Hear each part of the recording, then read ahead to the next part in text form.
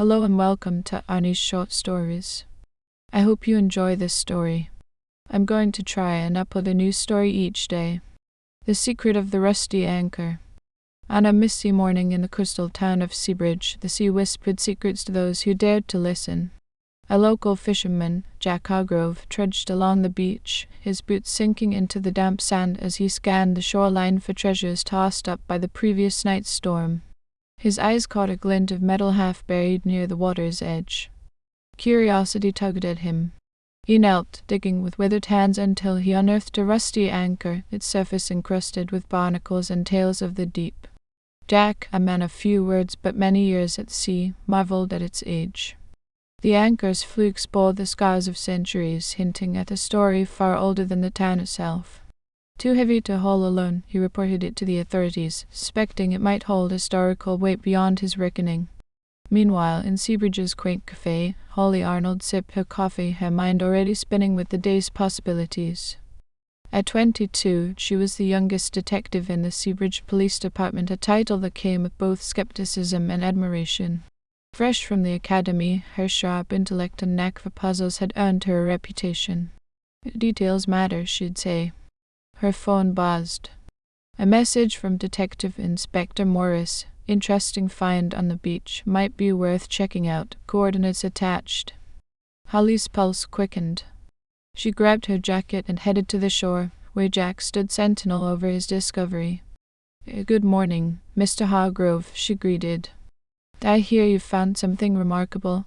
"Miss Arnold. This old anchor washed up last night. Thought it might be important," Jack replied. Holly crouched beside the relic, her keen eyes tracing its contours. The design screamed 18th century, perhaps a merchant vessel, or even a pirate ship. As she brushed away sand, she spotted a small, concealed compartment near the base. With a careful twist, it popped open, revealing a rolled parchment. Her breath caught. Unfurling it gently, she read the faded ink. The key lies where the three sirens meet, beneath the Guardian's watchful eye, a cryptic note. A mystery begging to be unraveled. Holly slipped the parchment into an evidence bag, her mind already racing. "Thank you, Mr. Hargrove. I'll take it from here," she said. Back at the station, Holly spread the note across her desk, the words dancing before her like a riddle. Seabridge was steeped in maritime lore, tales of shipwrecks and pirate hordes whispered through generations. Their three sirens piqued her curiosity. Mythical creatures, perhaps. No, more likely landmarks. She recalled the Siren Sisters, three jagged rock formations jutting from the bay, their eerie silhouettes haunting the horizon during storms. And their guardian? That had to be the lighthouse, standing tall over Seabridge for over 2 centuries, its beam a steadfast protector of sailors. If the note pointed to a treasure, it might lie where sidelines from the Siren Sisters converged, visible from the lighthouse's watchful gaze. Holly needed context. She sought out old Tom, a retired sailor whose days were spent whittling and weaving tales at the Maritime Museum. She found him on a bench, his gnarled hand shaping a piece of wood. "Good day, Tom. I have a mystery that might interest you," Holly said. Old Tom's eyes sparkled as he read. This takes me back. Ever hear of the Siren's Call? A pirate ship sank off our coast in 1756. The legend says she carried gold and jewels plundered from Spanish galleons." Holly asked, leaning in. "Could be. That anchor might have been hers, and this note sounds like a clue to her treasure," Tom mused.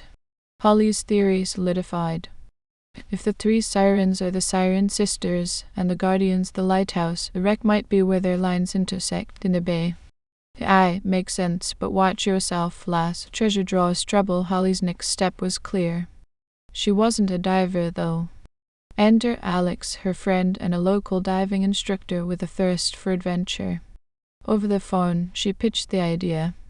"A sunken pirate ship?" Alex exclaimed. They met at dawn by the dock, a small boat bobbing beside them. Holly calculated the spot using a map and compass, aligning the Siren Sisters with the lighthouse. As they motored out, she felt eyes on her. A shadowy figure lingered near the marina, vanishing when she turned. She shook it off. Focus was key. At the sight, Alex geared her up. "Stay close, follow my lead." They plunged into the bay, the water cool and alive with darting fish. On the seabed, Alex pointed to a dark shape, a ship's skeleton, half buried in sand. The siren's call. Holly's heart pounded as they swam closer, her flashlight illuminating decayed timbers. In the captain's quarters, she found a locked chest. No way to open it now. They marked the spot with a buoy and surface, triumph surging through her. But as they docked, a figure emerged, a Victor Slade, a treasure hunter with a sneer as sharp as his greed. I hear you've found something. A hand over the note, or else. I don't know what you're talking about. Victor reached into his jacket, but before he could act, Inspector Morris appeared. A problem here? He asked. And no problem, officer, Victor muttered. Morris eyed Holly. Slade's dangerous. If you're onto something, get back up. The next day, she assembled a team of marine archaeologists, police divers, and Coast Guard oversight. They retrieved the chest, cracking it open in a secure room. No gold, but documents, logs, and letters from the siren's call, and a map marked with an X near the lighthouse base of the cave. But the treasure's not on the ship. It's hidden there. At low tide, she, Alex, and an officer entered the cave. Ancient markings lined the walls, guiding them to a chamber. There, an ornate chest gleamed. Holly checked for traps, then lifted the lid. Gold coins, gems, artifacts of pirate's hoard. Footsteps echoed. Victor Slade stepped in, pistol in hand. You've done the hard work for me.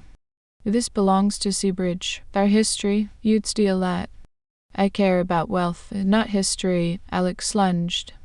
The officer cuffed Victor, ending his scheme. The treasure went to the museum, its story unveiled. At a ceremony, Holly spoke. This wasn't just about gold, it was about our heritage. Details matter, and sometimes the real treasure is the stories we preserve. Seabridge thrived, and Holly knew her adventures were just beginning. Thank you for listening. I hope you enjoyed this story. Please don't forget to like, and even better, like and subscribe. Thank you very much, and I hope you have had or have a great day.